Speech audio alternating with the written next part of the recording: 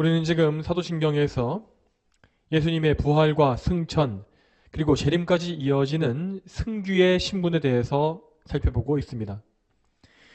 그 중에서도 우리가 오늘 보게 될 내용은 예수님의 승천에 대한 문답이죠. 그런데 이 할데베르그 요리 문답은 단지 이 승천이라고 하는 교리 자체만을 가리키는 것이 아니라 예수님께서 승천하심으로 우리에게 주신 유익이 무엇인지를 자세히 말하고 있습니다. 여러분, 참으로 예수님께서 행하신 모든 사역과 모든 일은 우리 성도들과의 연합관계 속에서 이루어진 일이기 때문에 결코 성도들과 동떨어져 있을 수가 없습니다. 그러므로 우리는 예수님께서 낮춰지신 이후에 높아지신 모든 과정을 바라보면서 그분께서 그 사역을 통해서 우리에게 베푸시는 은혜가 무엇인지를 알아야 하고 또한 그 은혜를 실제로 누리면서 살아야 하는 것입니다. 이제 그러면 다 함께 요리문답을 묻고 답하겠습니다. 자, 오늘 요리문답은 46문에서 49문입니다. 네, 먼저 질문하겠습니다. 46문. 하늘에 오르셔서 라는 말의 의미는 무엇입니까? 그리스도께서는 제자들이 보는 가운데 지상으로부터 하늘로 올라가셨으며 장차 산자와 죽은 자를 심판하시기 위해 다시 오실 때까지 우리의 유익을 위해 그곳에 계속 계시는 것입니다. 47문입니다. 그런데 그리스도께서는 이 세상 끝날까지 우리와 함께 계시겠다고 자신이 약속하지 않으셨습니까? 하나님이시며 참 사람이십니다.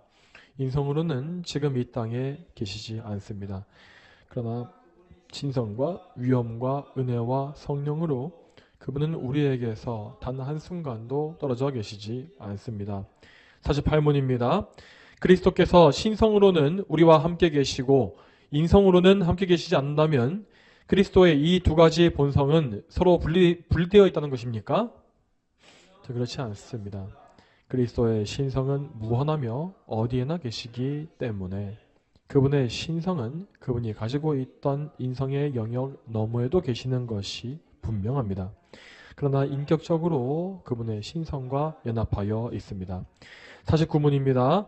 그리스도의 승천은 우리에게 어떠한 유익을 줍니까? 첫째, 그분은 하늘에서 아버지의 면전에 우리의 중보자가 되시며 둘째, 우리의 육신이 하늘에 거할 확실한 보증이 되십니다. 그분은 우리의 머리로서 우리를 그리스도의 지체로 자신에게 취할 것입니다. 셋째, 자신의 성령을 우리에게 보내셔서 우리로 하여금 성령의 능력으로 이 땅의 것이 아니라 그리스도께서 아버지 보좌 우편에 앉으신 하늘의 것을 간절하게 찾게 하십니다. 아멘. 자, 오늘 요리문답의 이 46문은 사도신경의 신앙 고백, 하늘에 오르셔서 네 부분을 먼저 다루고 있습니다. 성경은 예수님의 부활 이후 지상에서의 행적을 분명한 역사적인 사실로 기록하고 있습니다. 고린도전서 15장의 말씀을 보게 되면 부활하신 예수님은 베드로를 비롯한 12사도에게 뿐만 아니라 500명이 넘는 성도들에게 동시에 보이셨다라고 되어 있습니다. 예수님은 물론 이 부활 이전과 같이 항상 제자들과 함께 계시진 않았지만 그들에게 자주 나타나심으로써 자신의 부활을 확신하게 하셨습니다. 그리고 그때 예수님은 그들에게 성경을 풀어 알게 하심으로써 앞으로의 사역을 준비하게 하셨죠. 그리고 마침내 예수님은 부활하신 지 40일 만에 하늘로 올라가셨습니다. 예수님의 승천 전후의 상황은 사도행전 1장에 소상히 기록되어 있습니다. 그 중에서 사도행전 1장 9절을 같이 보겠습니다. 사도행전 1장 9절 말씀을 같이 보겠습니다. 예수께서 이 말씀을 하신 후에 그들이 지켜보는 가운데 들려 올라가시니 구름이 그분을 그들의 시야에서 사라지게 하였다. 아멘. 자, 이 말씀에서 구름이라는 것은 우리가 평소에 하늘에서 볼 수 있는 일반적인 구름을 말하는 것이 아닙니다. 이 구름은 하나님의 영광스러운 임재를 상징적으로 보여주는 그런 상징물이었죠. 대표적인 예로 우리는 출애굽기에서 성막이 완공되었을 때에 그 성막 위에 하나님의 구름이 덮였다라는 말씀을 볼 수 있습니다. 또한 예수님께서 변화되신 변화산의 사건에서도 우리는 제자들을 뒤덮은 구름에 대한 말씀을 읽을 수가 있죠. 그러므로 예수님은 하나님의 영광스러운 임재 가운데 저 하늘에 올라가셔서 하나님의 나라에 순식간에 옮기신 것이라 볼 수 있는 것입니다. 여러분, 천국이란 것은 분명히 실제로 존재하는 장소입니다. 그렇지만 그곳은 눈에 보이는 이 세상에 존재하는 것이 아니기 때문에 우리가 이 물리적인 방법을 통해서는 들어갈 수가 없습니다. 그 천국에 들어가는 것은 우리 예수님의 승천과 같이 하나님의 능력으로 옮겨지는 것밖에는 없는 것입니다. 우리 예수님의 승천 사건은 수많은 성도들에 의해서 직접 목격된 역사적인 사실이고, 또한 성부 하나님께서 우리의 구속을 위해서 행하신 사역의 일부입니다. 또한 이 승천의 사건은 예수님이 하나님의 아들이시며 또한 의로신 분임을 증명하는 결정적인 사건이기도 하였습니다. 성부 하나님은 당신의 아들이신 예수님이 이루어낸 모든 구속의 공로를 기쁘게 인정하셨고, 그분을 하늘의 영광으로 높여주셔서 그 수고에 대한 상급을 주신 것입니다. 자, 여기에 계속 이어서 47문과 48문을 보겠습니다. 자, 이 교리문답에서 우리는 예수 그리스도께서 존재하시는, 그러니까 계시는 방식이 무엇인지를 살펴볼 수 있습니다. 자, 이 두 개의 유리문답은 예수님께서 한 인격 안에 신성과 인성을 모두 가지고 계신 분임을 분명히 말합니다. 그러니까 다시 말해서 예수님은 하나님이시고 동시에 사람이신 분으로서 한 인격 안에 두 본성을 가지신 분으로서 하늘로 올라가신 것입니다. 자, 예수님은 분명히 성신 이전에 계셨던 것과는 다른 방식으로 하늘에 계십니다. 성신 이전의 예수님은 성자 하나님으로서 영으로서만 거하시는 분이었습니다. 그때 그분은 우리와 같은 인성을 가지지 않으셨고 오직 영으로만 모든 곳에 편재해 계신 하나님이셨습니다. 그러나 성육신을 통하여서 우리와 같은 인성을 취하신 이후에 예수님은 사람이자 하나님이신 그러한 분이 되신 것입니다. 예수님께서 취하신 인성은 우리와 똑같은 구성 요소, 그러니까 몸과 영혼으로 이루어진 것입니다. 그분은 아담의 본질을 물려받지 않으신 것만 제외하면 모든 면에서 우리와 똑같은 인성의 특징을 다 가지고 계셨습니다. 그래서 예수님의 인성은 연약하며 피곤하셨고 고통과 슬픔을 비롯한 온갖 괴로움을 우리와 똑같은 수준에서 다 당할 수 있었습니다. 물론 예수님의 죽으심과 부활 이후에 예수님은 그 이전에 있었던 인성의 연약함을 다 벗어버리셨습니다. 그렇지만 여전히 그분의 인성은 오직 한 곳에만 존재할 수 있는 한계를 가지고 계십니다. 여러분, 무한하신 성자 하나님께서 이처럼 한계가 있는 인성, 우리와 같은 인성을 그대로 가지고 계신 이유는 오직 우리를 위한 중보자가 되어주시기 위함입니다. 그러므로 우리는 그리스도의 인성을 보면서 그분의 놀라운 겸손과 우리를 향한 사랑을 알 수가 있는 것이죠. 자, 그런데 여기에서 잠시 우리는 예수님의 인성에 대해서 짚고 넘어가야 할 교리가 있습니다. 그것은 성찬에 관련된 교리입니다. 이전에 우리가 웨스트민스터 소유문답을 살펴볼 때 그때 우리는 잠시 로마 천주교와 루터교의 성찬론에 대해서 말씀을 드린 바가 있습니다. 먼저 로마 천주교의 이 화채설은 성찬의 빵과 포도주가 실제로 예수님의 살과 피로 변화한다는 그런 주장이고, 루터교의 공제설은 예수님의 살과 피가 빵과 포도주 주변에 임한다라고 하는 주장입니다. 이 화채설과 공제설은 서로 약간의 차이가 있긴 하지만 예수님의 몸이 실제로 이 세상에 성찬의 자리에 임한다고 하는 교리를 펴고 있습니다. 그렇지만 이것은 우리가 살펴봤던 예수님의 인성을 심히 왜곡하는 아주 심대한 오류입니다. 방금 우리가 봤던 바와 같이 예수님의 인성, 즉 사람됨은 우리와 완전히 똑같습니다. 그래서 그분의 몸과 영혼은 부활하신 이후에도 오직 한 번에 한 곳에만 존재하기 때문에 지금도 인성적으로 그분의 몸은 하나님의 우편에만 계시는 것입니다. 그러나 천주교와 루터교는 이러한 사실을 무시하고 예수님의 인성이 편재할 수 있다고 말하는 것이죠. 자, 이 편재라고 하는 것은 이 한 번에 동시에 여러 곳에 존재할 수 있는 것을 의미합니다. 자, 만일 예수님의 몸, 예수님의 이 인성이라는 것이 정말로 편재할 수 있다면 그분의 인성은 결코 우리와 같지 않은, 그러니까 완전히 다른 이상한 인성이 되고 말 것입니다. 그렇게 되면 예수님은 결단코 우리를 위한 중보자나 우리의 대표자가 되실 수가 없는 것입니다. 그래서 이제까지 모든 개신교회들은 칼빈의 영적 임재설이나 찌빙귤리의 기념술로서 성찬을 이해해 왔던 것입니다. 자, 다시 유리문답으로 돌아와서 예수님의 인성은 분명 우리와 함께 계시지 않고 하늘에 계십니다. 그럼에도 불구하고 그분은 우리와 영원히 함께 계신다고 하는 그 약속을 지키고 계십니다. 예수님은 그분의 무한한 신성을 통해서 편재하심으로 우리와 항상 함께 계실 수가 있고, 또한 무엇보다 우리 안에 내주하시는 성령님을 통해서 우리와 함께하고 계시기 때문입니다. 자, 그래서 이 교리는 이제 제48문으로 자연스럽게 이어집니다.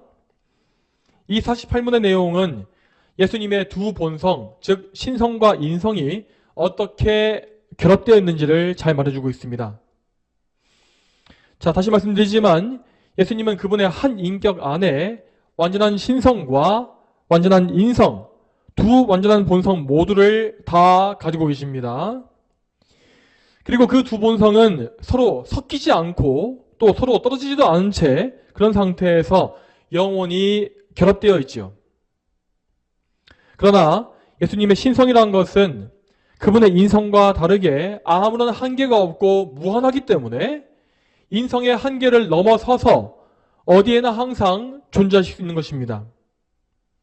그러나 그럼에도 불구하고 다시 말씀드리지만 예수님의 신성과 인성은 온전히 결합되어 있습니다. 여러분, 만일 예수님의 신성과 인성이 서로 분리될 수 있다면 그분은 마치 두 인격을 가진 것과 같이 보일 것입니다. 그런데 이렇게 되면 예수님이 이루신 구속사역은 완전히 붕괴되고 맙니다. 실제로 과거에 이 네스토리우스라는 사람이 있었는데 이 사람은 예수님의 인성과 신성이 분리되어 있다고 하는 그 주장을 폈습니다. 그런데 이 생각 때문에 그는 십자가에 달리신 예수님이 신성이 아니라 인성으로서만, 그러니까 한마디로 얘기해서 사람이신 예수님만이 십자가에 달리신 것이라고 주장하게 되었습니다. 그렇지만 그렇게 되면 예수님은 오직 유한한 인성으로서만 희생을 당하신 것이기 때문에 그분의 십자가의 희생은 무한한 가치를 가질 수가 없게 되고 결국 우리 모두를 구원할 수가 없는 것이죠. 예수님은 분명히 사람이자 하나님이신 분으로서 십자가에 달리신 것입니다. 그랬기 때문에 예수님의 십자가 희생제사는 무한한 공로를 이룰 수 있었고 우리 모두를 단번에 구원하신 것입니다. 또 반대로 만일 예수님의 신성과 인성이 서로 섞이게 된다면 어떤 일이 벌어지겠습니까? 그러면 그분은 하나님도 아니고 사람도 아닌 괴물이 되고 말 것입니다. 여러분, 우리가 이 그리스도 신화를 보게 되면 이 신과 사람 사이에서 태어난 반인반신의 존재가 나오는 것을 볼 수 있지 않습니까? 그렇지만 그러한 반인반신의 존재는 완전한 신도 아니고 완전한 사람도 아닌 이상한 존재에 불과합니다. 만약 예수님께서 그러한 존재이셨다면 그분은 결단코 우리를 위한 구원자가 될 수 없었을 것입니다. 그분에게는 우리와 똑같은 완벽한 인성이 있었기 때문에 우리를 대신하여서, 인간의 우리를 대신하여서 희생제물이 되실 수 있었습니다. 그리고 그와 동시에 예수님에게는 성부와 성령께 있는 것과 동일한 신성이 있었으므로 무한한 구속의 공로를 이룰 수 있었죠. 여러분, 이처럼 예수님의 신성과 인성에 대한 이 교리는 우리의 구원이 이루어지는 데에 반드시 필요한 진리입니다. 만일 우리가 이 중대한 교리가 어렵다고 해서 여기에 관심을 가지지 않고 무지한 상태에 있다면 마귀는 분명히 여러분에게 와서 이단의 교훈을 통해서 여러분을 시험할 것입니다. 그러면 여러분은 결국 이단에 빠져서 완전히 잘못된 예수님을 믿게 될 것이고, 그래서 결국 멸망의 길로 갈 수밖에 없는 것입니다. 실제 교회 역사 속에는 예수님에 대한 잘못된 교리를 주장함으로써 사악한 이단에 빠진 사람들이 너무나 많습니다. 그들이 맨 처음에 가졌던 차이점은 정말 사소해 보였습니다. 하지만 그들은 실상 예수 그리스도를 심히 모욕하고 그분을 왜곡해버리는 그런 마귀의 사상을 가진 것입니다. 그러므로 우리는 성경적인 진리에 대한 열심을 가지고 모든 미혹과 시험을 찔러 이기는 그런 지혜를 갖춰야 합니다. 자, 계속 이어서 49문을 보겠습니다. 자, 여기에는 승천 교리에 대한 결론으로서 예수님의 승천이 우리에게 주는 유익이 무엇인지를 잘 보여주고 있습니다. 자, 이 유리문답을 같이 한번 읽어보겠습니다. 답변 부분입니다. 같이 읽어보겠습니다. 자, 시작. 첫째, 그분은 하늘에서 아버지의 면전에 우리의 중보자가 되시며, 둘째, 우리의 육신이 하늘에 거할 확실한 보증이 되십니다. 그분은 우리의 머리로서 우리를 그리스도의 지체로 자신에게 취할 것입니다. 셋째, 자신의 성령을 우리에게 보내셔서 우리로 하여금 성령의 능력으로 이 땅의 것이 아니라 그리스도께서 아버지 보좌 우편에 앉으신 하늘의 것을 간절하게 찾게 하십니다. 이 요르문답을 기록한 우리 믿음의 선조들은 결코 성경의 교리를 무미건조하고 차갑게 대하는 법이 없었습니다. 그분들은 참으로 하나님과 그분의 말씀을 사랑하는 성도들이었으므로 하나님께서 정말로 모든 성경의 진리 하나하나를 통해서 우리에게 풍성한 유익을 주실 것을 굳게 믿고 있었죠. 디모데후서 3장 16절 말씀에 모든 성경은 하나님의 영감으로 된 것으로 교훈과 책망과 바르게 함과 의로 교육하기에 유익하니 라고 하신 이 말씀과 같이 이 모든 성경의 말씀은 그 한 구절 한 구절이 우리를 구원의 길로 이끌어가는 풍성한 유익을 다 내포하고 있습니다. 우리 선배들은 이러한 말씀을 믿었고 성경이 진리가 주는 유익을 실제로 알고서 또한 경험했습니다.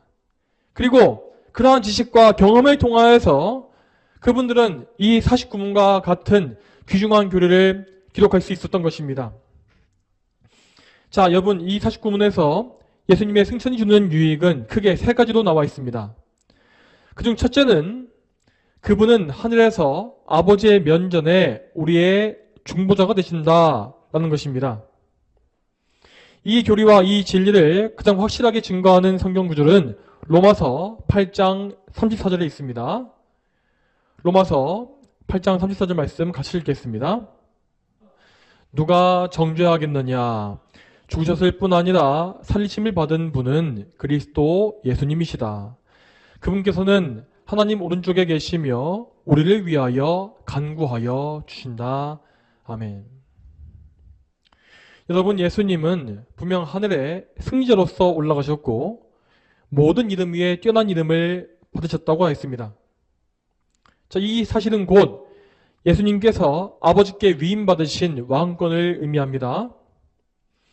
이처럼 예수님은 이 온 우주와 이 하늘과 땅에서 가장 큰 권세와 영광을 받으셨지만 그럼에도 불구하고 단 한순간도 오만하거나 쉬지 아니하고 우리를 위한 사역을 계속 이행하고 계십니다. 그것은 바로 우리를 위해서 하나님 앞에서 간구하시는 중보의 사역이라고 했습니다. 우리 예수님은 이 땅에 계실 때에도 우리를 위해서 정말로 많은 중보의 기도를 올리신 바 있었습니다. 그리고 그 기도는 모두 다 응답됨으로써 모든 택자들을 구원에 이르게 하는 놀라운 열매를 거두었죠. 예수님은 이처럼 성공적인 중보 기도를 드리셨지만 그분의 기도 사역은 하늘에 올라가신 지금도 계속되고 있는 것입니다. 예수님은 당신께서 이루신 희생제사의 공로를 근거로 해서 우리를 위해서 간구하십니다. 그렇기 때문에 그분의 중보기도는 완전히 공의로우며 결코 실패할 수가 없는 것입니다. 지금 우리는 여전히 연약하고 부족한 죄인에 불과합니다. 하지만 우리 중보자이신 예수님, 완전히 의로우신 예수님을 통하여서 우리는 하나님께 받아들여질 수가 있습니다. 요한일서 2장 말씀에 따르면 예수님은 우리의 변호자로서 아버지 앞에 계신다고 하였습니다. 우리가 죄를 지었을 때에 하나님 앞에서 진노를 받거나 쫓겨나지 않는 이유는 결코 우리의 죄가 작기 때문이 아닙니다. 우리의 죄는 정말 크고 흉하지만 우리는 오직 우리의 변호자이신 예수님으로 인하여서 매일 매순간 하나님의 은총을 받고 있는 것입니다. 또한 여러분, 우리의 기도가 하나님께 응답받는 것, 이건 역시 예수님의 중보하심 때문임을 아시기 바랍니다. 요한복음 14장 13절을 같이 보겠습니다. 요한복음 14장 13절 말씀. 너희가 내 이름으로 구하는 것은 무엇이든지 내가 그것을 행할 것이니 이는 아버지께서 아들로 인하여 영광을 받으시게 하려는 것이다. 아멘. 여러분, 이 말씀을 잘 보시기 바랍니다. 지금 이 땅에서 우리의 기도는 너무나 보잘것없고 누추하기 짝이 없습니다. 자, 그럼에도 불구하고 우리의 기도는 하나님께 향기로운 향연과 같이 올라간다고 했는데 그 이유는 오직 예수님의 완전한 중보하심 덕분인 것입니다.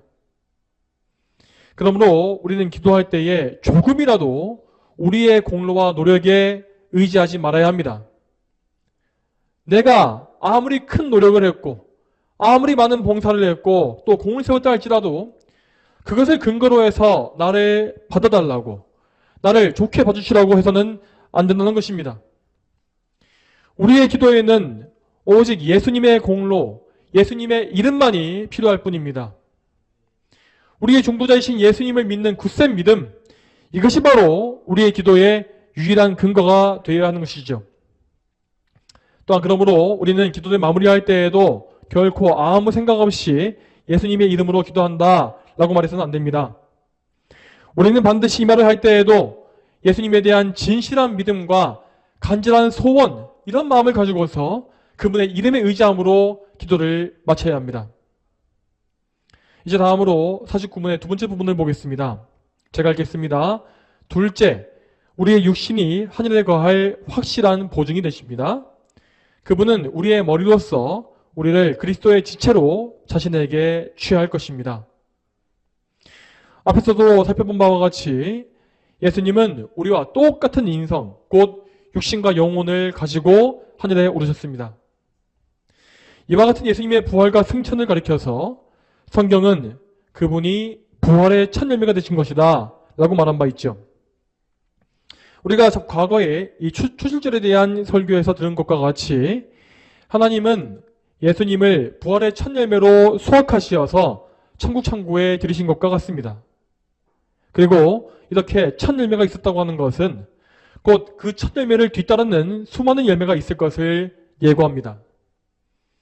예수님의 뒤를 따르는 이 수많은 열매들, 이것은 우리를 비롯해서 하나님께서 선택하신 모든 백성이 되는 것이죠.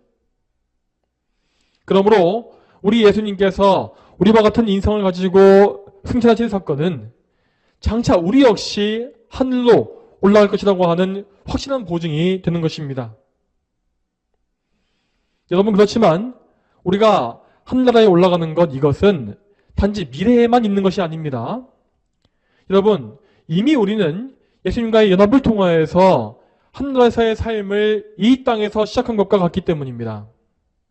이에 대해서 에베소서 2장 6절 말씀을 찾아보겠습니다. 에베소서 2장 6절 말씀. 또 그리스도 예수님 안에서 함께 일으키시어 하늘에 함께 앉게 하셨다. 아멘. 여러분, 이 중요한 말씀은 분명히 우리가 예수님 안에서 하늘에 함께 앉게 되었다라고 선포합니다. 자, 어떻게 이런 일이 가능하겠습니까? 여러분, 예수님은 온 교회의 머리이시고 또한 우리는 그 머리 되신 주님의 몸인 교회의 지체입니다. 따라서 우리 성도들은 우리의 머리이신 예수님을 통해서 이 땅에서도 부분적으로나마 하늘의 영광을 이미 맛볼 수가 있다는 것입니다.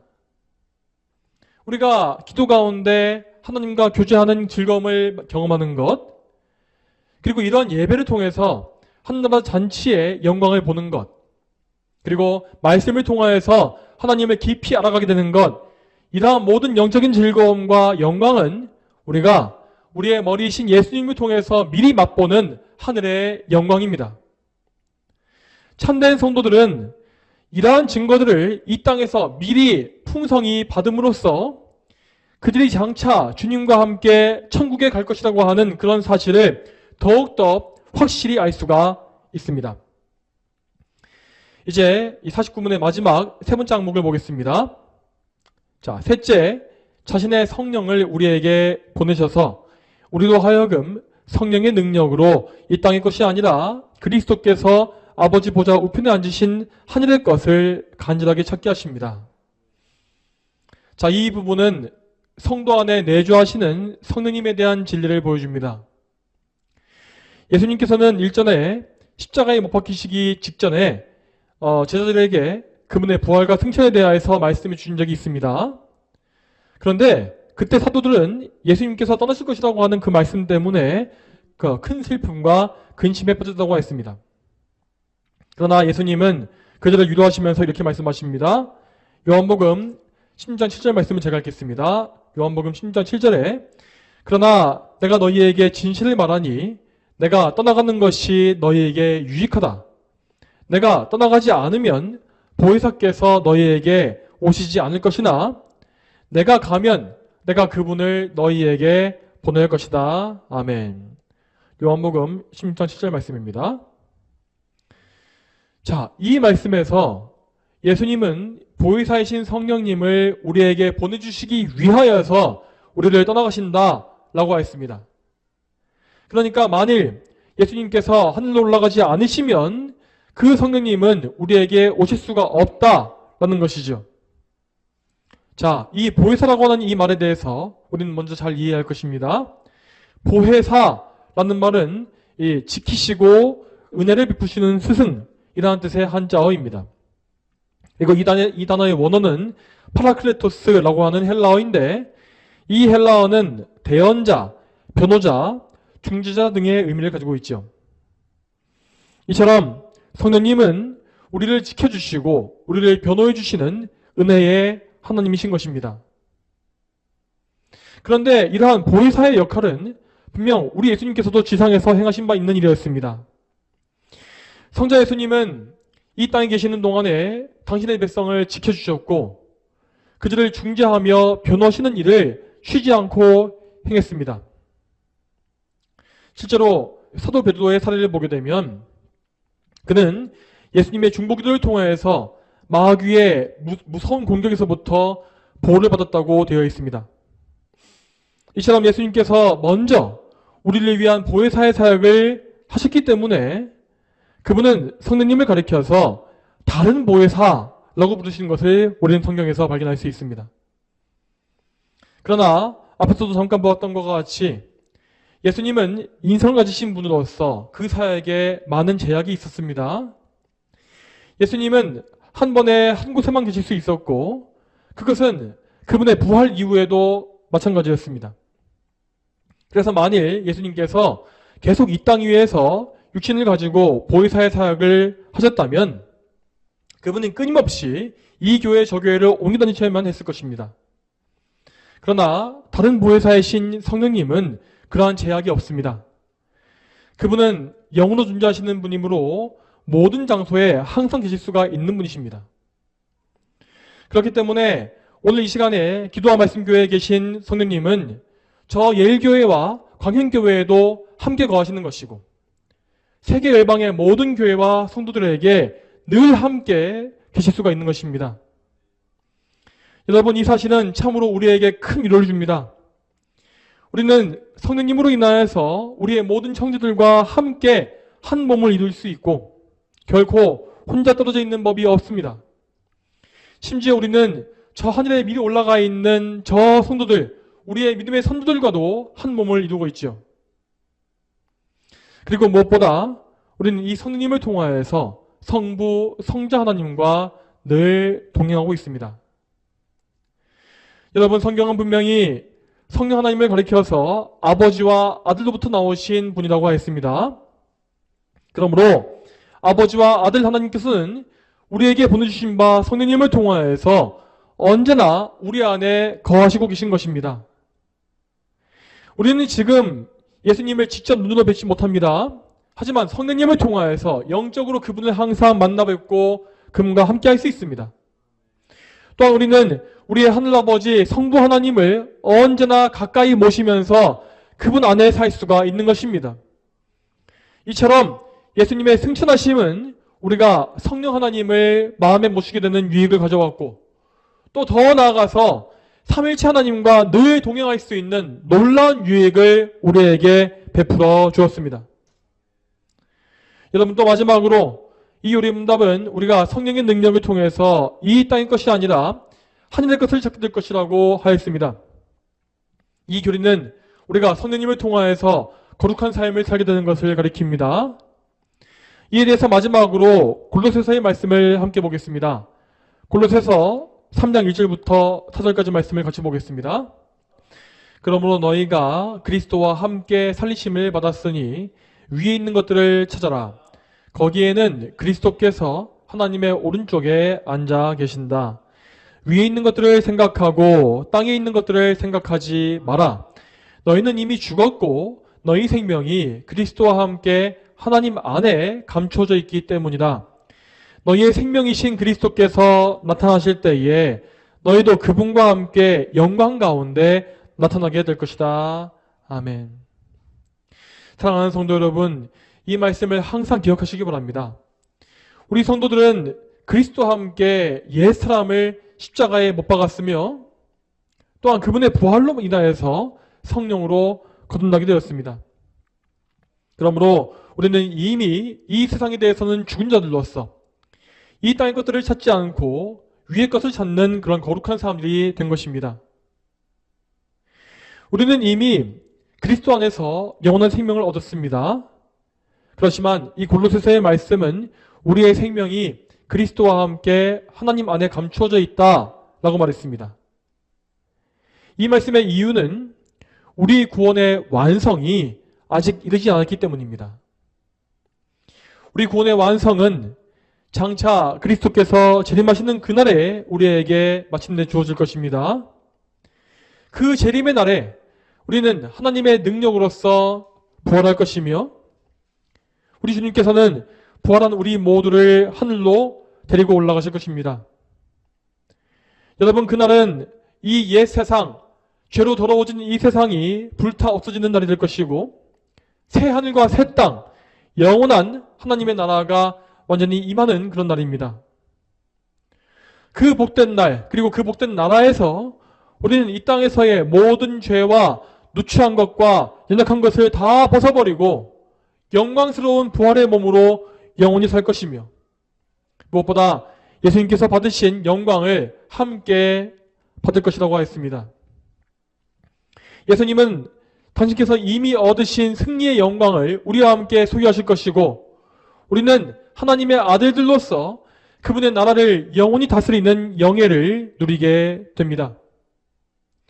성도 여러분, 우리 모두는 이 영광스러운 승리의 보증으로서 성령님을 받은 사람들입니다. 그러므로 우리는 이 땅에서도 우리 안에 계신 성령님으로 말미암아 저 하늘의 영광스러운 삶을 미리 살 수 있는 것이 마땅합니다. 여러분의 마음이 이 세상으로 향하는 것을 결코 방치하지 마십시오. 여러분이 이 세상의 모든 마음과 관심을 두고 있다면 분명 그것은 여러분 안에 계신 성령님을 근심하게 만들 것입니다. 거룩하신 성령님을 근심하게 만드는 삶에는 아무런 기쁨도 소망도 없습니다. 여러분은 반드시 그런 죄를 끊으시고 하늘의 것을 열망하는 하나님을 기쁘시게 하는 삶을 사셔야 합니다. 항상 여러분의 마음을 아버지의 보좌와 그 우편에 앉으신 그리스도께 두시기 바랍니다. 또한 저 하늘의 거룩함과 영광스러운 그런 것들이 지금 여러분의 삶에도 밝히 드러나게 해달라고 간구하십시오. 여러분이 점점 더 이 세상에 대해서 죽고 하늘에 대해서 살아나는 그런 참된 성도, 거룩한 성도가 다 되게 해달라고 간절히 구하시기 바랍니다. 이러한 것들이 바로 우리 예수님의 승천의 유익을 온전히 누리는 거룩한 삶이기 때문입니다. 여러분, 오늘 우리는 예수님의 승천에 대한 교리와 이 승천이 주는 유익들이 무엇인지를 살펴보았습니다. 저와 여러분 모두가 참으로 예수님의 승천하심을 믿고 그 승천을 통한 유익을 풍성히 누리기를 소망합니다. 그리하여서 우리 모두가 예수님께서 보내주신 바 보혜사 성령님의 은혜 안에 거하며 하늘의 것을 항상 사모하는 그런 거룩한 삶을 다 살게 되기를 축복합니다. 다 함께 기도하겠습니다. 하나님 아버지, 오늘도 이 거룩한 요리문답과 하나님의 거룩한 진리의 말씀을 통하여서 우리가 예수님의 승천의 교리가 무엇인지를 알고 그 승천이 우리에게 어떤 유익을 주는지를 보게 하심에 참으로 감사합니다. 하나님, 오늘도 저희가 이것을 잘 집중하지 못하고 잘 듣지 못한 부분이 있다면 다시 한번 말씀을 들으면서 이해하게 하시고 또한 이 말씀을 성령님의 조명하신 가운데서 더 깊이 알게 되고 또 우리 삶에 적용하여서 하나님을 심히 기쁘시게 하는 우리 예수님과 같은 그런 삶을 살 수 있도록 주여 인도하여 주시옵소서. 우리를 항상 예수님의 중보하심을 통해서 받아주시고 항상 저희가 하나님의 존전 앞에 살 수 있도록 인도해 주시기를 간청합니다. 감사드리며 예수님의 이름으로 기도 올립니다. 아멘.